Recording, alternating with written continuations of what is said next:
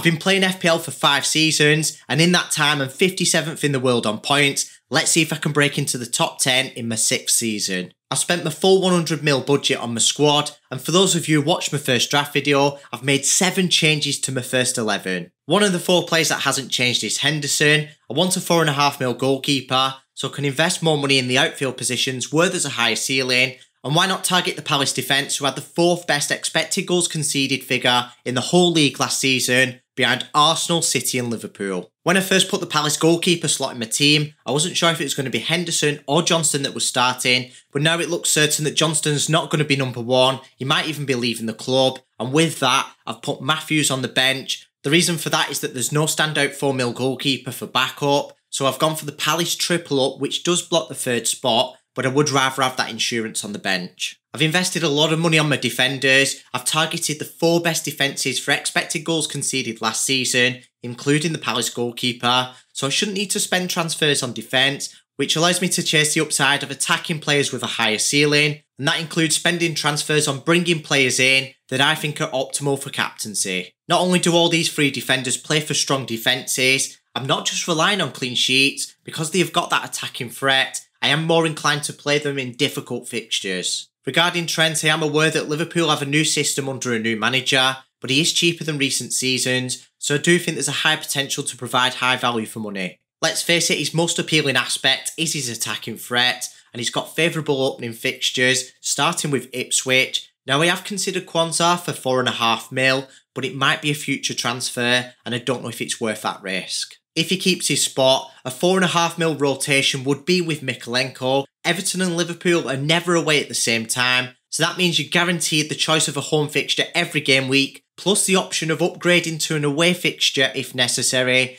and both defences are strong. And as an Evertonian, I can tell you that Mykolenko, if he's fit, is 100% nailed for Everton. We don't have any left back that comes anywhere near him. He was one of the best left backs in the whole league last season and one of our best players last season too. As for Gabriel, he plays for the best defence in the league. Now I get that Calafiori and Timber are looming. I think he'll keep his first team spot for now. He was a great player last season. He had a strong partnership with Saliba, which was the main reason that Arsenal had the best defence in the league. Plus he carries that dangerous aerial threat as well, which is why I value him more than the other Arsenal defenders. Whilst I targeted all 3 of these defences in my first draft, I didn't have any of these 3 players. I went for cheaper options so I could invest more money in the rest of the team, but I do prefer to have more reliable players. For example, I had a 5.5ml City defender slot, but Gvardiol is the most nailed in the backline in my opinion, and he carries that attacking threat, what the other City defenders don't carry, along with the expected minutes, which I believe is worth the additional 0.5ml. I'm not going to bore you too much with the bench. I've gone for Winks, Fass and Arwood Bellis. The reason why is that they've got the highest expected minutes, so they provide the most reliable insurance. With them being more likely to play, they're less likely to get sold by FPL managers, which means they're less likely to drop in price. And of course, I wouldn't need to replace them with my free transfers either. I could take a punt, for example, on an attacking defender with a higher upside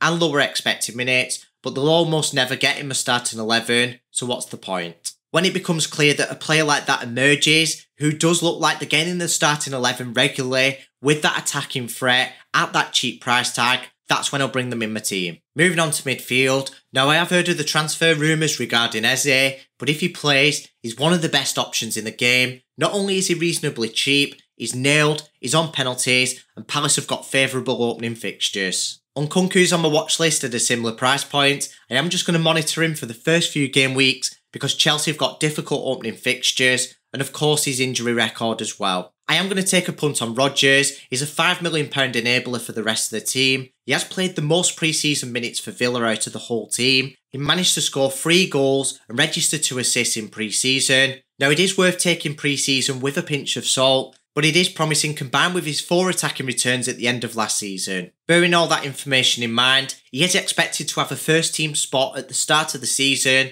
I understand it does carry some risk, but if he keeps that first team spot, it could provide the highest points per million in the whole FPL game this season. If somehow it does go wrong, he's only £0.5ml above the baseline price for a midfielder, so it wouldn't cause too much damage anyway. Next up is Bruno. He does blow hot and cold as an FPL option, but he has been playing an attacking role in pre-season. He's a 90-minute man and he's on penalty duties. In the last 4 full Premier League seasons, his underlying stats have expected him to get at least an attacking return every other game, and that's including some positions where he's played slightly deeper as well. Now, I don't want to jinx it, but he's got an immaculate injury record, he barely misses any matches, which means that there's less chance of spending a transfer on selling him. My last midfielder and first forward are Saka and Isak. These are 2 strong contenders for Game Week 1 captaincy, and nowhere near decided on Game Week 1 captaincy yet because it's so close between the 3 contenders. Salah's also in the mix. Don't rule him out just because he's not in this current draft. If I decide to captain Salah, I would have to reshape the team. I'll probably keep Isak and Saka still in my team, especially Saka. He contends for captaincy in Game Week 3, Game Week 6 and Game Week 7, but at the minute, with Wilson being out injured, it looks like both of them are going to be 90-minute men and on penalty duties. Either way, I'm going to post my locked-in team reveal on Twitter. As always, I'm going to carry out thorough data analysis in my best captain video. Make sure you subscribe if you haven't already so you don't miss it. I will improve your captaincy record,